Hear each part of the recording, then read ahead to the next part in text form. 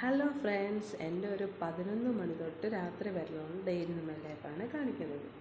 എല്ലാം മാക്സിമം പിടിച്ചിട്ടുണ്ട്. ആദ്യം ചോറൊക്കെ വെച്ചു, മെഴുക്ക് പുരട്ടി, മീൻ വറുത്തത്, മോര് കാച്ചി വെച്ചു, പാലൊക്കെ കാച്ചി, പിന്നെ ഒരു സലാഡിന് വേണ്ടിയിട്ടാണ് അരിയുന്നത്. അത് കഴിഞ്ഞിട്ട് എൻ്റെ മോള് ഉറങ്ങുന്ന സമയത്താണ് ഇതൊക്കെ ചെയ്യുന്നത്. പെട്ടെന്ന് ആ സമയം കൊണ്ട് ചെയ്ത് തീർക്കാൻ നോക്കും. സലാഡൊക്കെ വെച്ചതിന് ശേഷം എല്ലാം ഉച്ചയ്ക്ക് ഹസ്ബൻഡ് വരും കഴിക്കാൻ. അപ്പം കൊടുക്കാൻ വേണ്ടി പാത്രങ്ങളിലൊക്കെ ആക്കി വെച്ചു. പിന്നീട് ഞാൻ കിച്ചണൊക്കെ വെജിറ്റബിൾ വേസ്റ്റൊക്കെ എടുത്ത് കളയും. പിന്നെ അവിടെയൊക്കെ വൃത്തിയാക്കി മിക്സിയൊക്കെ തുടച്ച് വൃത്തിയാക്കി വെക്കും. ഞാൻ നാട്ടിൽ നിന്ന് വന്നപ്പോഴത്തേക്ക് കുറച്ച് ചമ്മന്തിപ്പൊടി കൊണ്ടുവന്നിട്ടുണ്ടായിരുന്നു. അപ്പോൾ ഞാൻ അതിനകത്തോട്ടൊക്കെ ഇട്ട് വെക്കുക. പിന്നെ റാഗി മോക്ക് കുറുക്ക് കാച്ചാൻ വേണ്ടി കൊണ്ടുവന്നേ, അത് ഇട്ട് വെച്ചു. പിന്നെ ഞാൻ പെട്ടെന്ന് തുണി കഴുകി.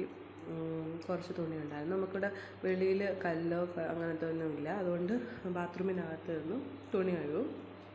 തുണിയെ കഴുകിയതിന് ശേഷം വെളിയിൽ കൊണ്ട് വിരിക്കും.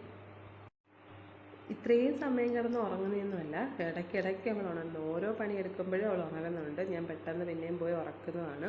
പിന്നെ മോൾക്ക് പനിയാണ് നല്ല, അതുകൊണ്ട് തന്നെ അവൾ കുറേ നേരം കിടന്ന് ഉറങ്ങുന്നുണ്ട്. കാരണം ഇന്നലെ ഒന്നും ഉറങ്ങിയതേ ഇല്ല പനിയായിട്ട്. അതുകൊണ്ട് ആ ടൈമിലാണ് അടുത്ത എണീറ്റ് കഴിഞ്ഞാൽ ഫുള്ള് വിഷയമാണ്. അതുകൊണ്ട് ഞാൻ പെട്ടെന്ന് ആ ടൈം കൊണ്ട് ചെയ്ത് തീർക്കുക. അങ്ങനെ നട്ടുച്ചയ്ക്കാണ് ഞാൻ മുറ്റം തൂക്കുന്നത്. കാരണം വൈകിട്ട് അവൾ എണീറ്റ് കഴിഞ്ഞാൽ ഒന്നും പറ്റത്തില്ലെന്നറിയാം. ആ സമയം കൊണ്ട് തുണി വിരിച്ചു, മുറ്റം തൂത്തു, വെള്ളം ഒഴിച്ച്, പൊടിയാണ് നല്ല, അപ്പോൾ അവിടെ എല്ലാം വെള്ളം ഒഴിച്ചിട്ടു. ആ തൂത്തുവാരിയതൊക്കെ കിച്ചൺ വേസ്റ്റിൻ്റെ കൂടെ എടുത്തുകൊണ്ട് ഇവിടെ വേസ്റ്റ് ഇടുന്ന സ്ഥലമുണ്ട്, അവിടെ കൊണ്ട് കളയും. അവിടെ കൊണ്ട് കളഞ്ഞിട്ട് തിരിച്ച് വേഗം വന്നപ്പോഴത്തേക്ക് അവൾ ഉണർന്നു.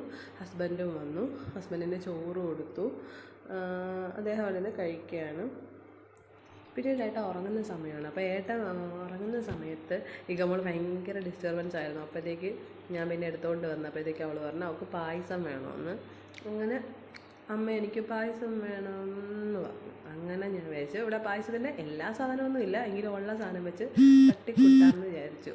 കാഷ്യൂ, കിസ്മിസ്, മറ്റേ ബ്രഹ്മസലിയൊക്കെ ഉണ്ടായിരുന്നു. പിന്നീട് ചൗവരി ഇല്ലായിരുന്നു. അങ്ങനെ ആ ചൗവരി ഇല്ലാതെ ഒരു പെട്ടെന്ന് പായസം തട്ടിക്കൂട്ടി. പക്ഷെ വളരെ പെട്ടെന്ന് ചെയ്യാൻ പറ്റി. നല്ല ടേസ്റ്റ് ഉണ്ടായിരുന്നു. അവൾ നന്നായിട്ട് കഴിച്ചു. ഞങ്ങൾ അപ്പോൾ ഈവനിങ്ങിന് വെറുതെ സ്നാക്സ് ഒന്നും ഉണ്ടാക്കിയില്ല, ഈ പായസം വെച്ച് അഡ്ജസ്റ്റ് ചെയ്തു. അവസാനം എത്ര പാലൊഴിച്ചിട്ടും അവസാനം കുറുകിപ്പോയി. പിന്നീട് എങ്കിലും നല്ല ടേസ്റ്റായിരുന്നു. ഏലക്കയൊക്കെ ഞാൻ പൊടിച്ചിട്ടു, പിന്നെ പഞ്ചസാര ഇട്ടു. അങ്ങനെ ഒരു തട്ടിക്കൂട്ട് 5 മിനിറ്റ് പോലും എടുത്ത്, 5-10 മിനിറ്റ് അത്രയും പെട്ടെന്ന് ഞാൻ പ്രതീക്ഷിച്ചതിനെക്കാട്ടി വേഗത്തിൽ പായസമായിരുന്നു. അതിൽ ചെറിയ വളരെ നൂല് പോലത്തെ ബ്രഹ്മസലിയായിരുന്നു. അപ്പം നമ്മളത് സെർവൊക്കെ ചെയ്തു. ഞങ്ങൾ രണ്ടും കഴിച്ചു. പിന്നെ ഇവളുടെ പ്രധാന പണി, ഞാൻ അടുക്കള ജോലി ചെയ്യുമ്പോഴത്തേക്ക് അവൾ ഹാളിൽ വന്ന് കൊളാക്കിയിടും. ഞാൻ ഹാളിൽ ഇതൊക്കെ എടുത്ത് വയ്ക്കാൻ പോകുമ്പോൾ അവൾ അടുക്കളയിൽ പോകും. അങ്ങനെയാണ്. ചെരുപ്പെല്ലാം മാറി തറയിലൊക്കെയാണ് ഏറ്റവും തന്നെ, അതൊക്കെ പറക്കി വെച്ചു. അവളുടെ കളിപ്പാട്ടമൊക്കെ പറക്കി എടുത്ത് വെച്ചു. അടുത്ത പണിയിലോട്ട് പോവുകയാണ്. തൂക്കാൻ വേണ്ടിയിട്ടുള്ള തയ്യാറെടുപ്പാണ് ഞാൻ. അപ്പം എന്നിട്ട് അതെല്ലാം പറക്കി വെച്ചപ്പോഴത്തേക്ക് ഇവള് അതിൻ്റെ ഇടയ്ക്കോട്ട് വരുമോ പിന്നെയും പറക്കിയിടാൻ വേണ്ടിയിട്ട്. ഞാൻ അങ്ങനെ പിടിച്ച് മാറ്റുവാണ്. പിന്നെ മോളെ കുളിപ്പിച്ചു.